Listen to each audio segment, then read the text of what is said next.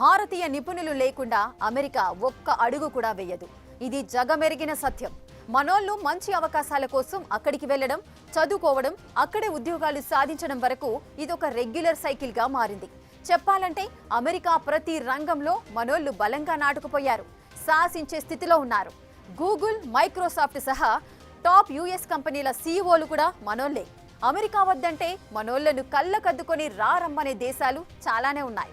మరి ఏంటి ట్రంప్ ధైర్యం? మన నిపుణుల్ని రానివ్వకపోతే అమెరికా తగిన మూల్యం చెల్లించుకోవడం ఖాయమేనా? అమెరికాను ట్రంప్ గ్రేట్ చేస్తున్నాడా, లేదంటే దివాలా తీయించే పనులు చేస్తున్నాడా?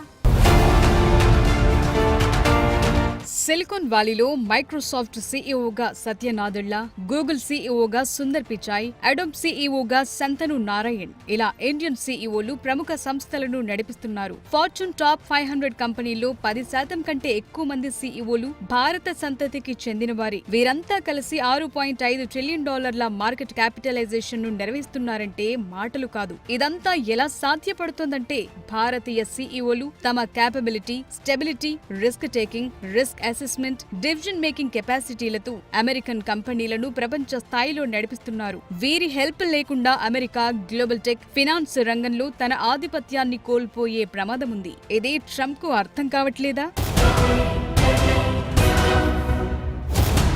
భారతీయ నిపుణులు అమెరికా ఆర్థిక వ్యవస్థలు, ముఖ్యంగా సిలికాన్ వ్యాలీ, వాల్ స్ట్రీట్, అలాగే యుఎస్ హెల్త్ కేర్ ఇండస్ట్రీలో కీలక పాత్ర పోషిస్తున్నారు. వీరి సహకారం లేకుండా అమెరికా ఆర్థిక, సాంకేతిక, ఆరోగ్య రంగాలు తీవ్రమైన సవాళ్లను ఎదుర్కొనే ముప్పు ముంగిట్లోనే ఉంది. భారతీయ నిపుణులు ముఖ్యంగా H-1B వీసాలతో కీలక రంగాల్లో ఉన్నారు. 2024లో H-1B వీసాల్లో దాదాపు 70 నుంచి 78% ఇండియన్లకే మంజూరయ్యాయి. ఈ వీసాలు software development, artificial intelligence, data science, cyber security వంటి రంగాల్లో స్కిల్స్ ఉన్న వారికొచ్చాయి. ఇవే కాదు, భారతీయ టెక్ కంపెనీలు అమెరికా ఆర్థిక వ్యవస్థలో $198 బిలియన్ జోడించి 16 లక్షల ఉద్యోగ కల్పనలో కీలకమయ్యాయి. ఇది అమెరికాలోని 20 రాష్ట్రాల ఆర్థిక వ్యవస్థల కంటే పెద్దది.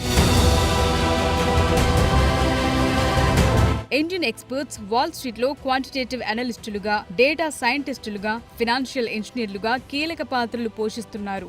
వీరికి రిమోట్ రిస్క్ మోడలింగ్, ట్రేడింగ్ ఆల్గారిథంలు, డేటా అనలిటిక్స్ లో స్కిల్స్ ఉన్నాయి. ఒకప్పుడు మాస్టర్ కార్డ్ సీఈఓగా ఉన్న అజయ్ బంగా ప్రస్తుతం వరల్డ్ బ్యాంక్ ప్రెసిడెంట్ అయ్యారు. ఇలాంటి వాళ్లంతా ఆర్థిక రంగంలో తమ సత్తా ఏంటో నిరూపించుకున్నారు. చెప్పాలంటే అమెరికన్ ఆర్థిక సంస్థల్లో data analytics, risk management, fintech innovations లో మనోళ్లే ముందంజలో ఉన్నారు. వారు ఆల్గోరిథం ట్రేడింగ్, క్వాంటిటేటివ్ ఫినాన్స్ లో స్కిల్స్ తో ఫినాన్షియల్ గా కీలక నిర్ణయాలు తీసుకుంటూ గ్లోబల్ మార్కెట్ లో అమెరికా ఆధిపత్యం తగ్గకుండా నిలబెట్టడంలో భారతీయులే కీలకంగా ఉన్నారు. ఈ విషయం కూడా ట్రంప్ కు తెలుసు. అయినా సరే తగ్గితే ఆధిపత్యం పడిపోతుందన్న భయమా మరొకటా తెలియదు, కానీ పైకి మాత్రం తగ్గేదేలే అంటున్నారు. అటు భారతీయ నిపుణులు సిలికాన్ వ్యాలీలో ఇంజనీర్లు, ఎగ్జిక్యూటివ్లు, వెంచర్ క్యాపిటలిస్టులు, రీసెర్చ్లుగా గూగుల్, యాపిల్, మెటా, ఎన్విడియా వంటి సంస్థల్లో కీ రోల్స్ లో ఉన్నారు. సిలికాన్ వ్యాలీలోని టెక్ ఉద్యోగుల్లో దాదాపు 1/3 మంది భారతీయ సంతతి వారే. అమెరికాలో 20% యూనికార్న్ కంపెనీలను మన దేశం నుంచి వెళ్లినోళ్లే నడిపిస్తున్నారు. ఇక అమెరికా హెల్త్ సెక్టార్ గురించి చూద్దాం. ఇక్కడ కూడా మనోళ్లు ఎక్కడా తక్కువ లేరు. అమెరికాలోని డాక్టర్లలో 5/5 అంటే 20% ఇండియన్ డాక్టర్లే ఉన్నారు. రిజిస్టర్డ్ నర్సుల్లో 2వ అతిపెద్ద గ్రూప్ ఎన్ఆర్ఐ నర్సులదే. అమెరికాలోని రూరల్ ఏరియాస్ లో, అలాగే వైద్య సేవలు అందని చోట్ల కూడా మనోళ్లు కీలకంగా పనిచేస్తున్నారు. మనోళ్ల పాత్రే కీలకం. అమెరికన్ నర్సులు, అమెరికన్ డాక్టర్లు చాలా వరకు పెద్ద సిటీలకే పరిమితమవుతున్నారు. భారత సంతతి డాక్టర్ ఒకరు నార్త్ కరోలినాలో 15 ఏళ్ల పాటు ఏకైక ఆర్థోపెడిక్ సర్జన్ గా పనిచేశారని కొందరు గుర్తు చేస్తున్నారు. అంటే అమెరికన్లు మన డాక్టర్లపై ఎంతగా ఆధారపడ్డారో అర్థం చేసుకోవచ్చు. భారతీయ వైద్య నిపుణులు హాస్పిటల్ అడ్మినిస్ట్రేషన్, రీసెర్చ్, బయోటెక్నాలజీలో కూడా కీ రోల్స్ పోషిస్తున్నారు.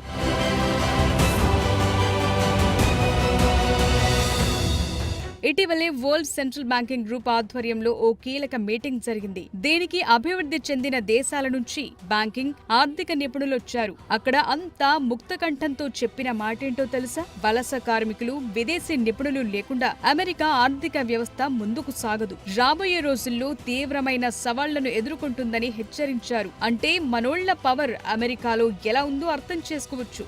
మరో ఎగ్జాంపుల్ చూద్దాం. Congressional budget office CBO 2025 report report ప్రకారం అమెరికాకు తగినంత వలసలు లేకపోతే రాకపోతే జనాభా 2033 నాటికి తగ్గుముఖం పడుతుందని, ఇది వర్క్ ఫోర్స్ ను డౌన్ చేస్తుందని, సోషల్ సెక్యూరిటీ ఇష్యూస్ పై ఎఫెక్ట్ చూపిస్తుందని తెలిపింది. అంతేకాదు రాబోయే 30 ఏళ్లలో అమెరికా ఆర్థిక వృద్ధి రేటు 2.5% నుంచి 1.6% తగ్గుతుందని అంచనా వేసింది కూడా. సో ఇది అమెరికాకు సివియర్ డేంజర్ బెల్ అన్నమాట.